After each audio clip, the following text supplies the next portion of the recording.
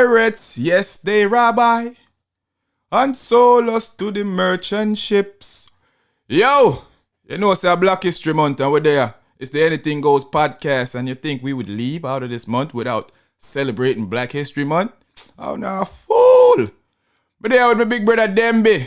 Dembe Wagwan, my partner in crime. Blessings, my brother, blessings, man. Always is a pleasure to support the Black History Movement and Black History Month. You know what I'm saying? A straight go. Yeah, man, but before we get into the topic, how New York set right now? How the weather and those things? Wagwan?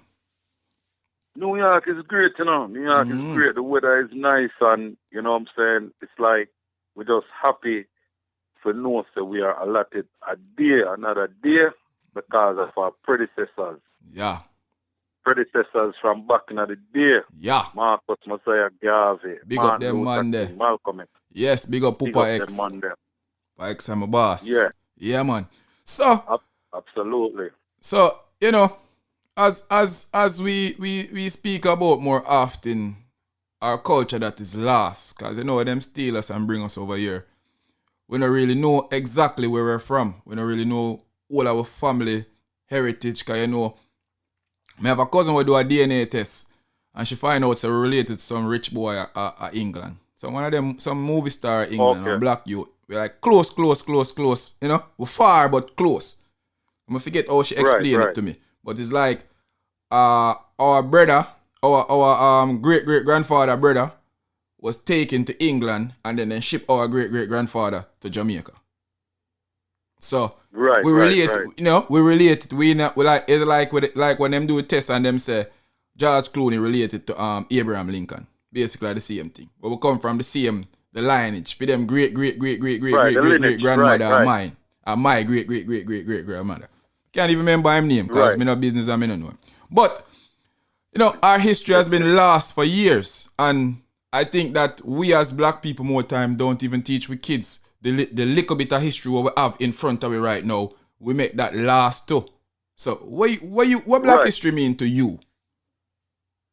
Right. Well, black history means tradition. Yeah.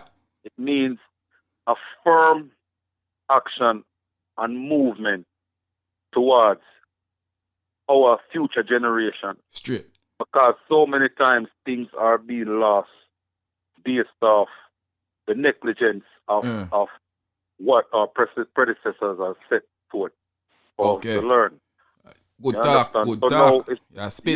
Spit bars. So bars all day. So what happened now, you know, we as even black people have to understand that, you know, minimize some of the things that you feel like you want to give your kids as far as material things that you never have. Yeah.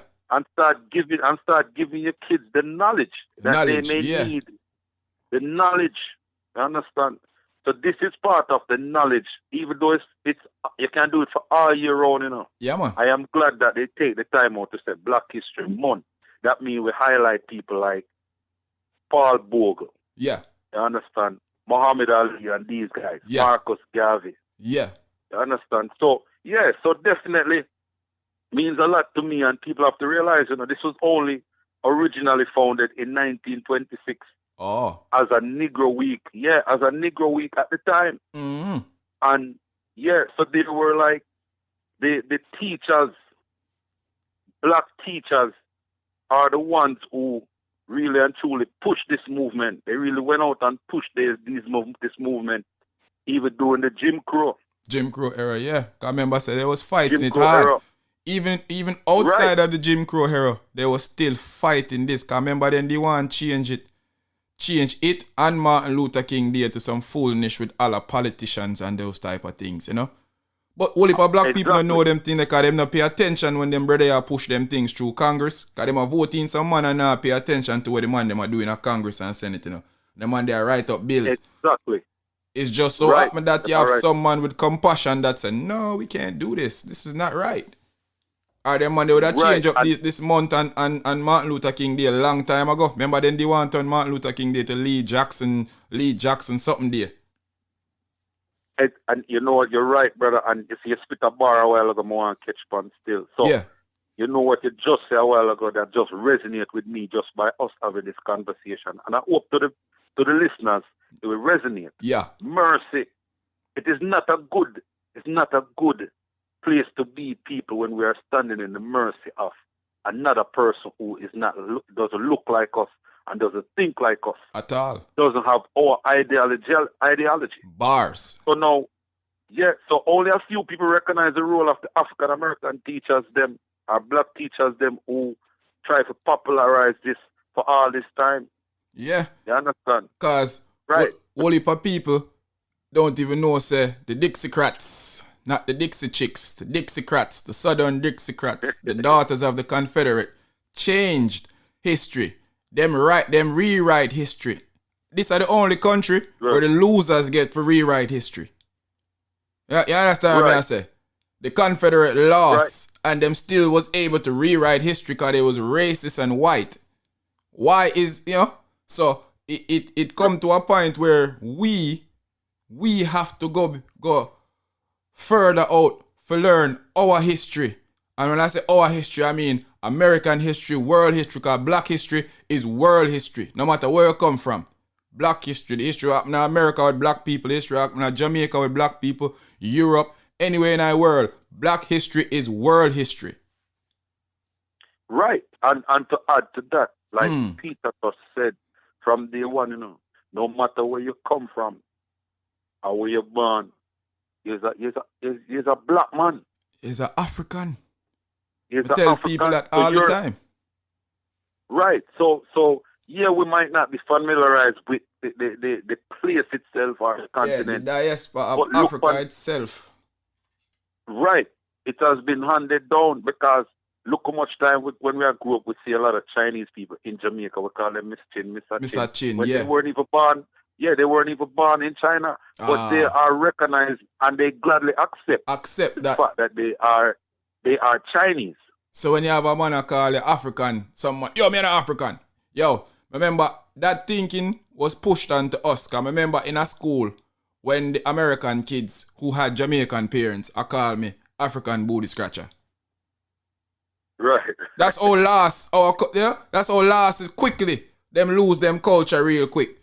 Them a look upon you as a foreigner, with them mother and father are foreigners too, but I call you a African booty scratcher at the same time. Like, does that make any sense how disconnected we have our kids are right now in life? Right, exactly. It doesn't make no sense. That's why I said that it is imperative that the parents know, give these kids the knowledge to understand this going forward. Yeah. You understand? And this is where bringing forth unity will also, generate over time. Yeah. And hopefully from unity, we can see less violence, less of the betrayal of your own black man. Let me tell you something. What I'm saying? Yeah, man, I agree with you fully. But more dive on that where you just say a while ago. You say that the unity. Remember, say there's a thing with American government, The American government has figured out how to manipulate every situation, how to manipulate the any race of people. Remember, say there's a point, when us as black people, the unity was so strong with the Black Panther and them boy, the man them freed away. Right. Them single-handed go in there and kill, assassinated these black leaders because they didn't want to have a black messiah, as they say. They go in there and they assassinated black leaders.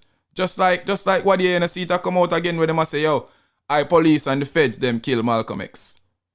I mean, we always know that they had something to do with it. It wasn't no secret to anybody with any black people with common sense or anyone with common sense, not even black or white, just anybody with common sense. It wasn't a secret.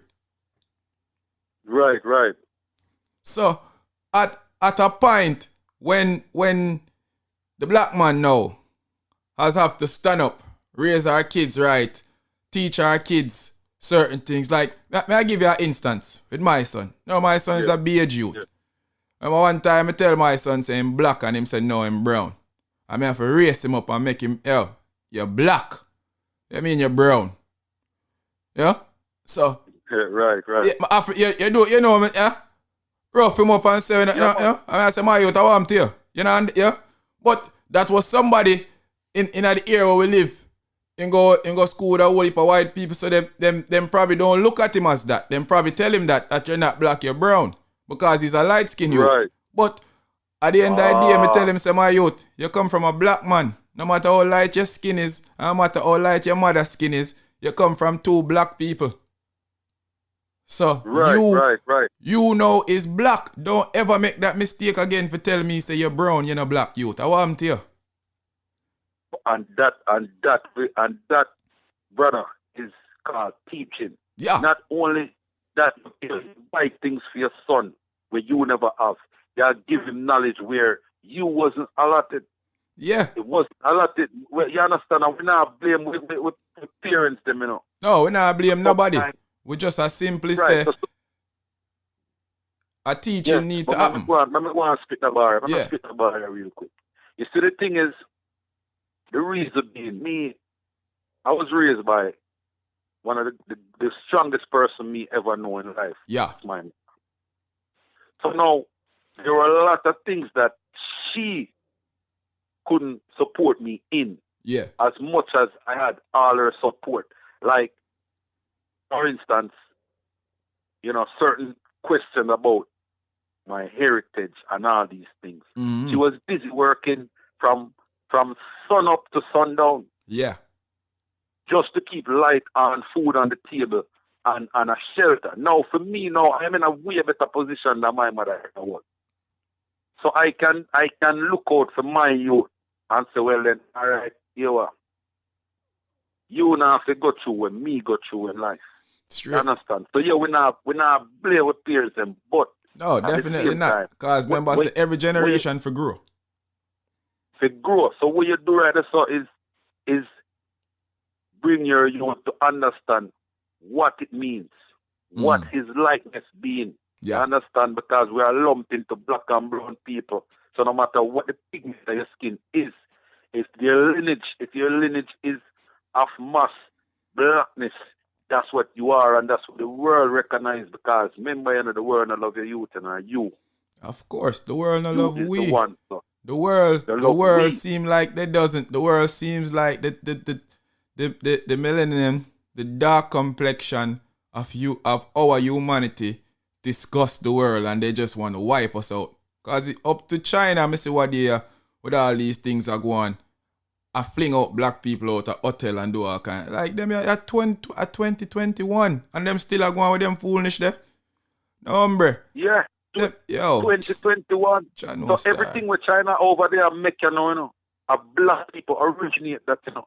Of course. Black people we have never been ordained the owner of enough of our patents, our yeah. When we inventing the white slave owner take it and patent it for themselves. And patent it for them. So we know in Black History Month, and as a black man, we have to stand up for that and understand, say, look here, man. Yeah. Let's preach in the words of Nelson Mandela, Paul Bogle. You understand? Yeah. Malcolm X, Marcus Garvey, and these guys who step out and really and truly embody what Africanness, like Peter was saying, doesn't matter your nationality, you know, you have the identity. If you have the identity of a black man, that's what you are. Black 24/7. You cannot hide from that. Straight. Yeah, you cannot hide that still. So, you know, it's great that we can have this platform now, brother, and I feel it's because of all those predecessors who really set the trend and make it a way where we can still just talk about that. Talk about these things and put it out to the masses, and hopefully people will hear, understand, and look into themselves and realize what we're talking is actual facts. We're just not talking, we're talking actual factual things about what's going on. You know, one of my biggest regrets in life was not being able to meet Muhammad Ali and Nelson Mandela. And I had the chance to do it. me tell you this already. Brother, so you always hear me I tell you this. So, When the man them there in California one time, I had the opportunity to go there and see them. But the younger me was interested in some girl running around in circles, so I did not go and do what I was supposed to do. And I live with that regret today. Right now, I live with that regret. And I share those sentiments, my brother, because I think that Nelson Mandela and Muhammad Ali was two people Giants. I wanted to meet. You understand? And the crazy thing about it, I went to South Africa, you know. Yeah. I went to South Africa. Now, I didn't have no access to even Mandela at the time. Yeah. But the facts still remain that I was just there. And when I went there, you know, the only thing that keep recording in my mind was, this is the home of Nelson Mandela. Yes. And that was like the only thing that keep recording in my mind. And I'm like, if only I could meet this man. But I'm going to tell you something, you know. Yeah, man. I'll give somebody there who is while they're alive. You see, Muta Baruka. Yeah. No, I heard Baruka. That, man. Yes, I met Muta Baruka, and I'm telling you, he's a very knowledgeable youth. Now, things people might disagree, that's fine. Once a conversation can be had where you can agree, disagree, or otherwise. But I feel like that man is a brilliant man, and is someone I look up to as a black man. Understand? Yeah. I just wanted to say that, my brother. Yeah, man. I mean, I concur. I believe that Muta is a giant in the Black history world. I don't think outside of our diaspora of Jamaican cultures might not know who Muta Baruka is, but I definitely would agree with you. Now, with saying that impactfulness, not putting none of these giants up against them one another, who do you think was more instrumental in the cause, the King or X? Well, listen, you know the thing with that, and I'm glad you asked me that question. Yeah. And before, let me set this premise. I believe both those men were instrumental, were influential to where we are today. Definitely. Never, listeners, please do not get this mixed up what I'm about to say. All right. With saying that, yeah, I really feel like Malcolm X was more instrumental. Yeah. In everything that's going on today. Yeah. And I'm telling you one thing. There's no man right now can fill that shoes. Can say anything. Right. Can fill that shoes. And even though Martin Luther King did it a way of peace, it wasn't until Malcolm X started eye for an eye and tooth for a tooth them. You understand? That's when you know that, hey, you know when you hit me with something, I bleed just like you, and when I push my knife back at you, and we're not inciting, right? We're not inciting any violence. No, because we know that's not a part of YouTube or Podbeam's policy. So we're just explaining a situation. A situation as far as our history went, and both of them combined make today as relevant as it is today. Yeah, Martin Luther King's dream is living out today. Yeah. I choose to really more refer to his letters from Birmingham. Yeah. Well, yeah. You know, somebody will touch on that. Go on. Right. So his letter from Birmingham, explains frustration. Even though he kept it methodical. But it was expressing frustration of what the oppressors do to the oppressed. All the time. And tell us, wait for this. This is not the right time. This is not the right time. You can't do this. Well, don't protest here. Don't protest there. That's why they ostracized Colin Kaepernick. Straight. Definitely. I agree with you there. Right. Definitely, my brother. So we speak about this, because one thing We speak on all levels, intellectual levels, down to whatever level we speak Yeah. on it. We And, have when it comes to, right, we have a 50-50% what my American friends would say ratchet and righteous podcast. We talk about foolishness right, and we can get very intellectual here also. So, exactly, I just want people to know exactly, that. Don't think say the little giggy segment them we will put out. Those are entertainment to draw the masses to listen to the message that is coming. And even in those little right, giggy segment, there's always some jewels for you to take in. absolutely, absolutely, So with me now, I agree with you yeah, as Malcolm was more important.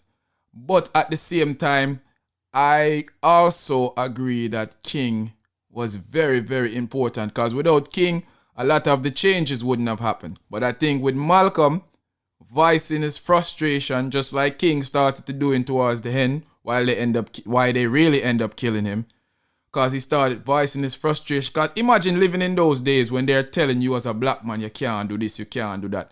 Water fountain, yes, sir, you have to go around this, sir. Come through the building, through the back door. Like, who these people think they are? right, You know? absolutely. And then with this foolishness we're going in America right now, then think we're going to go back to that?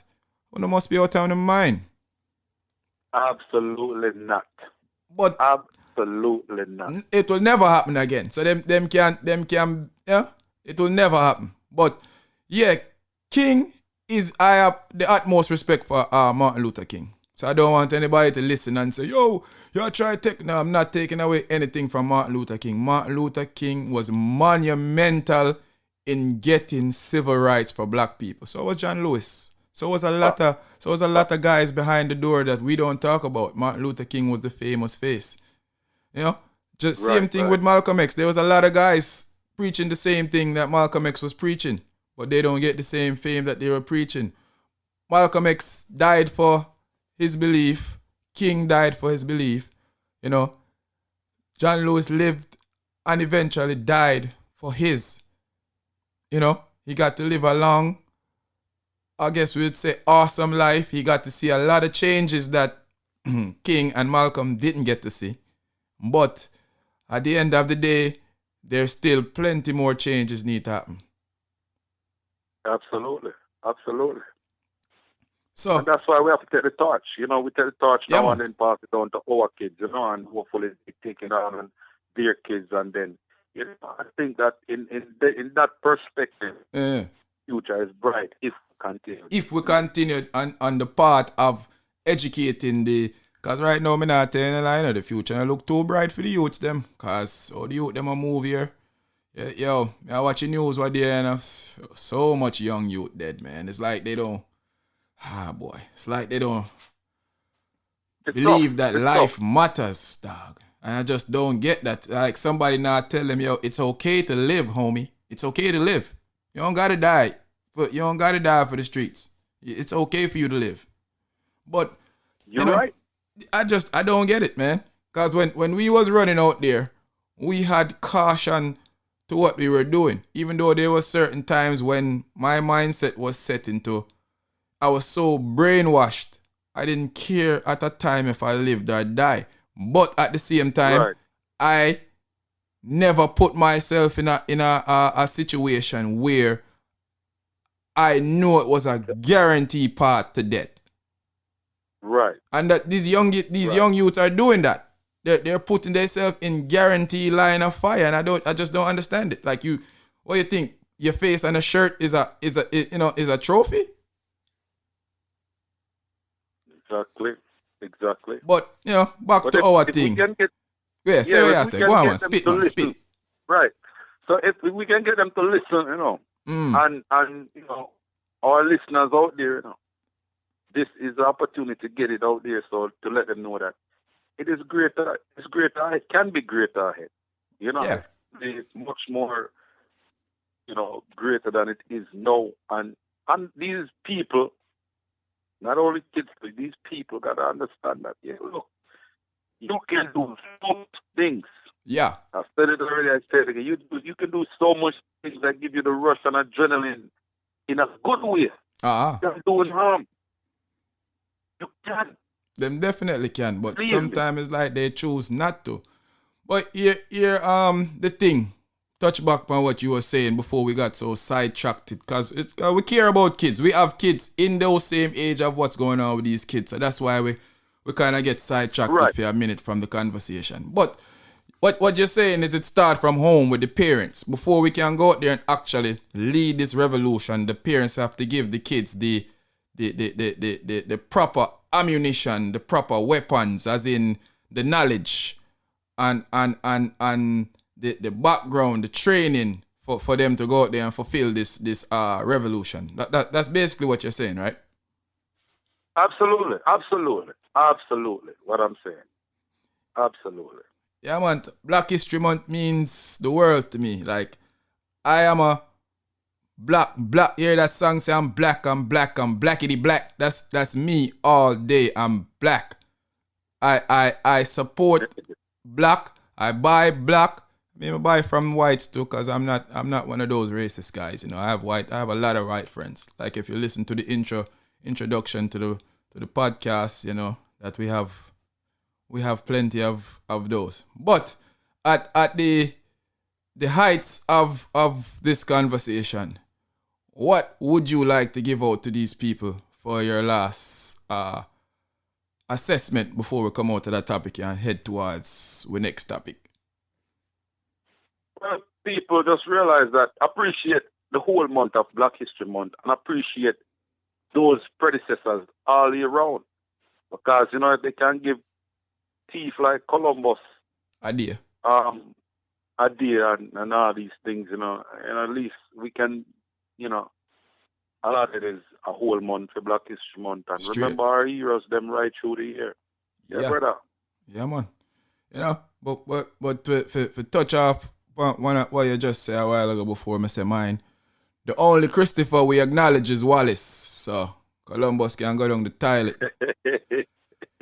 Yeah, with me, you know, my last piece is saying that I'm black 24 hours a day, 365 days a year, all 12 months of the year, 7 days a week. I'm a black man. I live a black life. I enjoy black. And I want my kid to grow up, your kids to grow up, our kids to grow up and realize that being black is not a crime. Shouldn't be a problem. You shouldn't get hurt for being black. You should enjoy being black. You should celebrate your colors. You should celebrate your color, celebrate your heritage. Juneteenth, dog. Juneteenth, we're not Americans, we're Jamaicans. Because we're born Jamaicans, grew up in a Jamaica and come live in America. But Juneteenth, we're going to celebrate with the American friend them. Remember that, because we are celebrate the freedom of slavery in America. We not celebrate 4th of July. We just want to make people know that. So nobody come text me now, happy 4th of July. That's why I'm not answer when you text me that. Because we not celebrate 4th of July. But to saying that is, we're all black people here that on the show, we have a white man around the scene somewhere. He doesn't want to be known, but, you know, but he shares the same sentiment as we that change needs to happen. And at any point in time, that change is not going to happen. There's always going to be some difficulties to face behind that. So, if you know, say, is there Anything Goes podcast? Me and them be there. Go on, all our vibes, all our meds in the day, and when you don't know, so we feel this Black History Month thing. We couldn't leave the month without touching Black History Month. Yeah, I mean, I know we started the podcast towards the end of the month, but if you know me, and everybody who know me knows that this was never gonna pass. So we're gonna have some more discussions on Black history in the near future and have some great ideas to throw out there. Then tell the people them big up who you have to big up until we can cut from that segment. Yeah. Big up who you have to big up. Big up, man. Big up everybody. Appreciate the love. I appreciate everybody. Everybody who like, share, subscribe, listen. My gratitude is beyond. Beyond grateful. You see? Keep doing it. Yeah, man. Definitely. Love the vibes. Love the love. Love everything that you guys are giving to us. Love the energy. Love the feedback. Mostly front, because we know. But we love that. Like all of that cause it pushes us and it motivates us to see that what we're doing is not just some joke thing that y'all are enjoying what we're doing. And that means the world to us. And the everyday podcast crew, as we like to refer to ourselves as not the everyday part, the anything goes podcast crew. We like to refer to ourselves as the everyday crew. I just mixed that up because we are here every day. Because you see content come out every day. Content every day. And sure, we have cut this content up. But yesterday, we cut this up so this can drop on Saturday, right? This would be a perfect for a Saturday thing, though. Yeah, man. Yeah, man. We have cut this segment so it can drop on the Saturday. When I get home and I clean and I doing a little thing and I lay down in my bed and I relax even more, I listen to it. Big up everybody out there. Once again, it's the Anything Goes podcast. It's your boy Sean Peoples. I'm there with my big brother. Them big. Yeah, man.